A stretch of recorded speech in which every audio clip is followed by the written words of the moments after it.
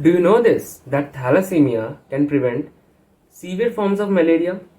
This is because the individual who have the thalassemia gene have some form of protection against severe forms of malaria. As the same genetic mutation that causes thalassemia is also responsible for production of abnormal RBC in the blood that is not hospitable by the malarial parasite. This first description of thalassemia was found in early 20th century when a group of physicians in the Mediterranean region witnessed severe anemia in children along with some other symptoms. In 1920s to 1930s, researchers identified that two types of thalassemia. First, the alpha, another one is the beta. Now we talk about the complications of thalassemia. Thalassemia leads to the abnormal production of hemoglobin in the body. The severity of the thalassemia depends upon the number of genes that it has affected. One of the most common complications of thalassemia is the anemia.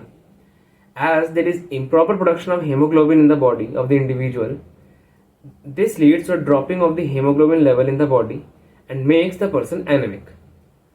Some symptoms of anemia can be dizziness, fatigueness, and even yellowing at the end of the fingertips.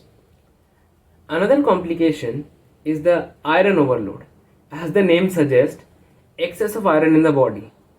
This condition happens when the individual gets frequent blood transfusion, as it is necessary also for his or her survival, creates excess of iron in the body.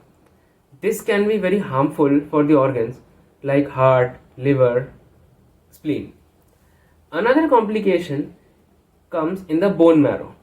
The thalassemia causes the thinning or the osteoporosis in the bones. This as the increased demand of the body to the bone marrow for RBC production.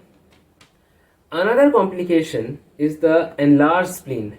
As the name suggests, the spleen gets enlarged from the normal shape due to the overworked the thalassemia has put on it. Another complication is the infection. As the person suffering from thalassemia have low levels of hemoglobin in the body, so that person has also weakened immune system. This makes him prone to various sorts of disease and infection. Another complication can be the heart failure, as due to in case of excess of iron in the body, it can cause heart failure and can be fatal for the person. Now we talk about the treatment, that how to treat the thalassemia in a person so that any major complication or the situation doesn't get worse.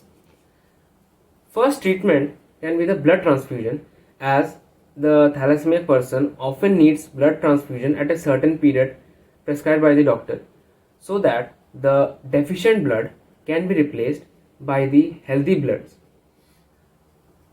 Another treatment can be the iron chelatin theory, as the blood transfusion can lead to the iron overload in the body.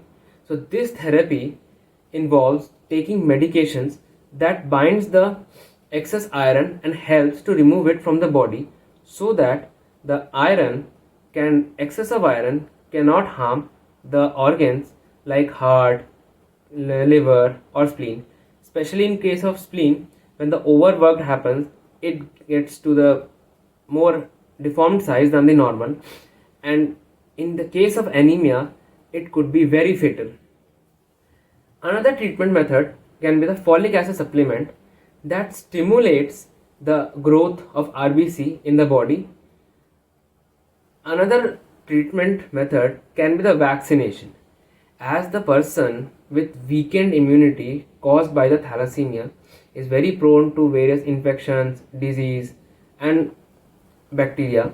So it's best to give him or her appropriate vaccination shot to prevent the infection from entering their body and causing any further complication.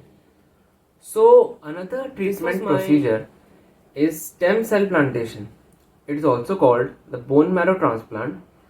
which is an option for the people who are suffering from severe thalassemia.